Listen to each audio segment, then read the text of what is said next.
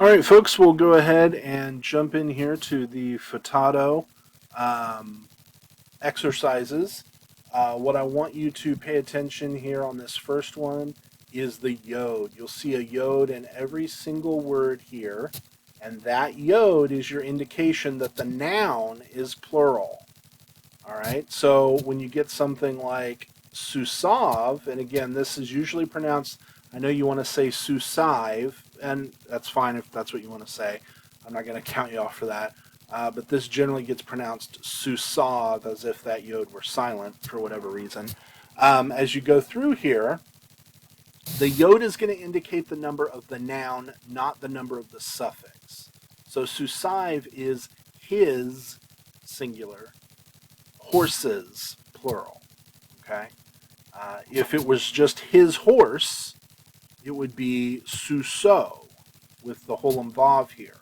But this yod indicates that the noun is plural. So you'll see that all the way down. When we get to number 6, of course, the 1cs suffix already has a yod in it, the hiric yod suffix. So if this was my horse, it would be susi. But we get a shift from the hiric to the patak to indicate the plural. So this is my horses, all right? But the rest of this is pretty straightforward all the way down. Again, the thing you need to know is that that yod is going to stand out as your little helper.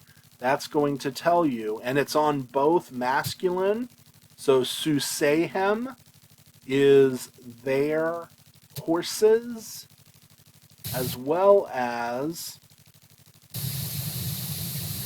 makomotai would be my places. You see that this, well, it doesn't really work here. What else can we do? Avotaich. So this would be your feminine fathers. So even when you've got the holem vav tav ending, that yod will still come in to indicate the plural. All right. Let's look at letter C here. Focus on words with, pull up words with possessive suffixes. So when we do translations, I usually just focus on the longest one. So let's take a look at that here. Again, when I come to a Hebrew sentence, I'm going to expect to see a verb at the beginning. The reason why I do that is because if I see something that looks really, really funky, if I find a verb that's really, really funky, and it doesn't look like a verb, I'm going to start thinking it's some sort of weird noun or something like that. I can't really limit my options. Now, it may not be a verb, but even if it looks weird, even if it doesn't look like a verb, and I try to figure it out as a verb, that will help limit my options until I can rule a verb out. Darashtem is a pretty straightforward verb. This is just a regular cal perfect 2MP verb. All right, so you searched for, or you sought, inquired. The lamed preposition, I think this is best translated as you searched for God. The kol, with all of, libotechem. So here, libotechem, this is the word lave or lavav. When we have that gem in it, usually when there is no suffix, it's just going to drop to lave. But when we add a suffix, that second bait's going to come in the form of the dagesh forte, the strong dagesh here, and we get libotechem. All right, so libot is plural with all of your hearts, but we've got the yod chem ending. So with all of hearts, your. So you sought or you searched for God with all of your hearts. Right? You sought for God. I'm not sure how you seek for something, or you seek something. I wouldn't use for after sought, but it's the same idea. You searched for, you sought for, whatever. Okay, we may come back to some more of these depending on how much time we have, but I want to at least do one of those. Let's look at the parsings here. All right. So number 1 is a straightforward all cal perfect 3CP. The only irregularity is you would expect with the vocalic suffix of the shurek to have a shavah under the aleph. Gutturals don't like shavas, and so it goes with the Hatef vowel. Gutturals prefer A class, so it goes with Hatef Patach. And so that's really the only difference. Instead of a shava, you've got a Hatef Patach. But pretty straightforward. Ga'alu. Number 2 is similar, but we've got to count imperfect with the prefix. Here we would have our prefix with the hirik, and then we'd have a shava under R1. But with R1 being a guttural, it rejects the shava. It takes a Hatef vowel. Again, it prefers the A-class Hatef Patach, and the prefix vowel is going to give the corresponding short vowel to that. That's why we don't have a hirik here. Now, just little heads up, when we get to the hifil in lessons 31 through 34, the hifil prefix vowel, whereas cow has a hirik prefix vowel, the hifil actually prefers the patach prefix vowel. So this, eventually, you may see this and think hifil. The difference is going to be here, the patach is not because of the hifil, the patach is because it corresponds to the Hatef patach required by the R1 guttural. All right. So this is just going to be either cal imperfect 3fs of Ahmad or 2ms of Ahmad. Number 3, we've got a saw here. The noon has assimilated into the sin. So nasa, but we've got a 1cs prefix here. So this is a 1 noon. Number 4, we've got a third hey. That third hey, comet's hey, when faced with a consonantal suffix like tem, the comet's hey will shift to a hirik yod. So we get bekitem. Number 5, you call. Again, we saw this here. At this point, it's pretty straightforward, pretty obviously going to be Yakal. This is a perfect. The yod here is not part of the root yod for Yakal. This is your prefix yod. And then the shurik here is your prefix vowel, I suppose. This, again, when we get into the hifil and its passive form, the hofal, you may see this sort of form pop up again. But at this point, this is the only time you've seen it, so it shouldn't throw you off too much. What I will say, in anticipation of the hofal, anytime you have a shurik theme vowel followed by kof lamed, you're pretty much dealing with the imperfect of yachol. Yachol. Number 6, we've got nomar. Nomar here is the 1 aleph, where it gets a little bit wacky with the prefix vowel. So here the noon still indicates 1 CP of the imperfect. Pretty straightforward. It's just an unusual holum prefix vowel, but sometimes 1 alephs do that. Number 7, ta'asu. Here again we've got a cal imperfect, the prefix, and of course we've got that 1 guttural that doesn't want the shava, which is why we've got the patach here. But we've also got a third hey, so this is doubly weak. And that third hey, when it faces a consonantal suffix, it shifts to hirik yod. When it faces a vocalic suffix, it's going to drop off altogether. Number 8, this is just a stative verb, kaved. This is just the cal perfect 3ms form. So remember, your stative verbs in the cal perfect can have either a holum theme vowel, which obviously this is imperfect, so that's why we don't see the holum theme vowel here. But they can have a holum theme vowel for the stative in the perfect, or they can have a sere theme vowel for the stative in the perfect. Number 9, we've got yakulta. So again, this is yakol. Pretty much what we'd expect since it's a stative verb, but it's a 2ms suffix here. Number 10, we've got te shavi. So we've got the sere pattern. Of course, the second sere had to reduce to make room for the new syllable added by the hirik yod suffix. But that sere pattern indicates a 1 yod vav in the cal imperfect. And so the 1 yod has dropped off. This is yashav.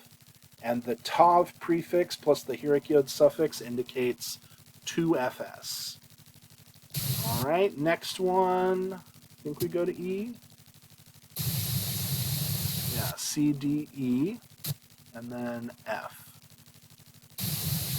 So E, focus on weak roots, is basically the same thing, except instead of parsing, you're now going to focus on translation, but of course you'll have the translations here. So I'll just treat these the same way I did the parsings above. Brati is just what you would expect. This is a regular. The only difference is because we've got a third aleph, and aleph quiesces when it closes a syllable. There's no shava here because this has disappeared, and the tav has lost its dagesh because the aleph has quiesced. Number 2, we've got naga, a one noon that has assimilated into the gimel. Other than that, pretty straightforward. Cal imperfect 3MP form. Lo asitem. Lo is a negative particle. Now we have to translate this, so we're going to basically negate whatever the verb is. So this is asa, the third hey, when it has a consonantal suffix, shifts to a heric yod, asitem. So this is cal perfect 2MP. Number 4, neda. This is a seri-seri pattern, but the guttural ayin here forces this second seri to become an aleph because gutturals have this strong preference for A-class vowels. So seri-seri indicates a one-yod vav in the cal imperfect. That means that nun is our prefix, 1CP, and yod is the missing letter here. So this is yada, he knew, but it is 1CP cal imperfect, so this would be we will know. Number 5, again, a third hey, baninu. Baninu, this third hey, comets hey, shifts to heric yod when faced with a consonantal suffix. Number 6, tokal. Again, we've got our root, a call here, but we've got this weird holam prefix vowel. You just have to remember that sometimes certain one alephs will have a holam prefix vowel instead of a heric. Number 7, we've got lo. So we're going to negate whatever the verb is. But we've got Allah is our root. We've got a yod prefix here. And we would usually have a shava underneath the R1. Of course, the guttural does not like a shava, so it takes the hatef vowel. And our prefix heric shifts to a patak to correspond with that. Number 8, we've got tisa. And the dagesh here is a noon, a one noon that has assimilated. So this is a cal imperfect, either 3FS or 2MS of nasa. Number 9 is amar. Again, we've got the holam prefix vowel, which some one alephs have, but everything else is regular.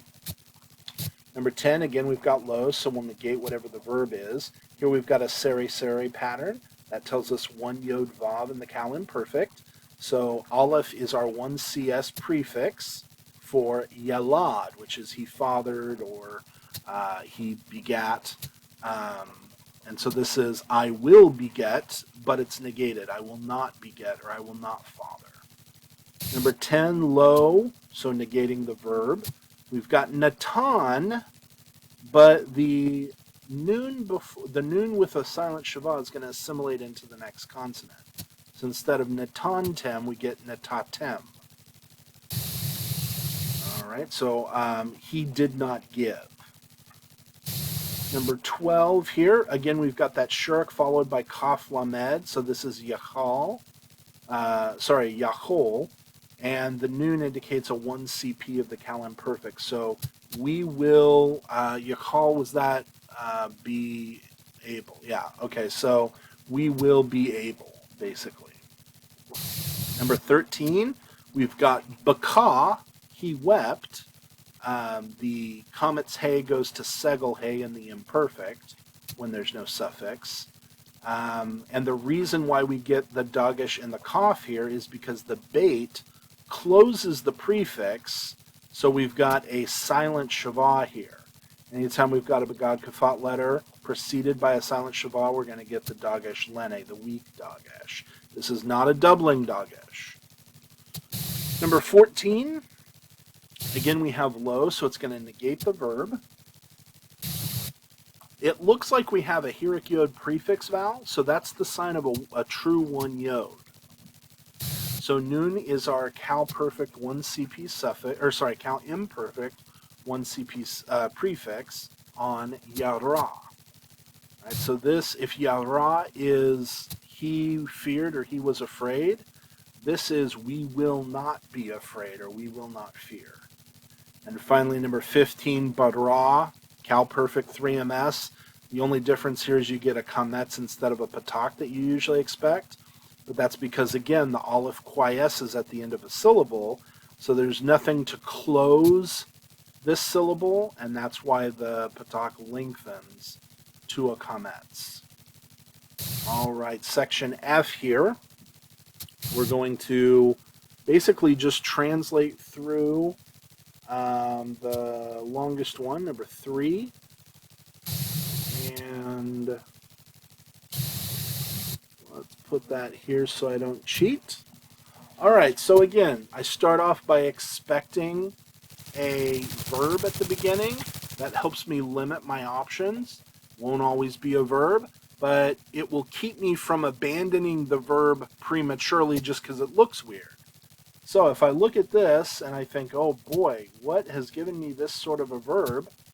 If I'd already had the hifil, I might think that this is a hifil theme vowel, hirakyod, but I haven't had that yet. This is a lot of consonants for a verb. So, I mean, bara, that's a stem I'm used to, or a root that I'm used to, bara, but when would I ever add a shin in the middle of it? There's just so much that doesn't make sense here.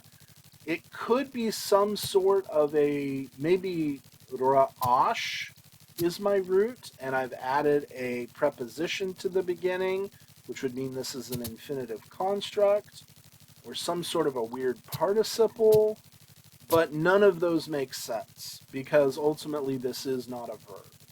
Reshit is the word for beginning. Bait is a bait preposition, so this is simply at the beginning or in the beginning. You'll note there is no definite article here. Don't read too much into that. The way that's often been explained to me is there's no need for a definite article because there's only one beginning, so you don't need a definite article. I'm not sure I quite follow that argument, but either way, if you couldn't tell yet, this is from Genesis 1:1. As you'll see in the beginning, bara Elohim.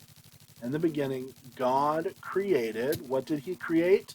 8 hashamayim, the heavens, the 8 haaretz. He created the heavens and the earth.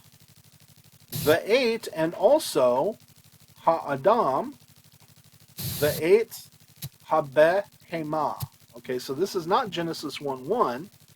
This first part, through ha'adretz, that is Genesis 1:1. But we've added the 8 ha'adam. He created the heavens and the earth and the man, or mankind, and the beast of the earth, the large animal. All right, so yeah, in the beginning, God created the heavens and the earth, humanity, and the animals. Okay, so I said if we had time, we'd go back. Let me make sure if G was assigned. All right, I said if we had time, we'd go back and do those others. And if you're watching this video, you might say, well, it's only been 19 minutes. Of course we've got time. What you don't realize is I went ahead and did this whole conference muted. So I actually don't have time to go back because I did the whole conference muted and had to re-record it. So even though this one's only been 20 minutes, I'm actually out of time on this. So I'm going to leave it there. But obviously, if you have any questions, if there's something I skipped over, anything you want to discuss, send me that, and I will be sure to, I may do a one-off video for that as well. But hope you're having a good week. And again, if you have any questions or anything, don't hesitate to let me know. Thanks so much. Bye.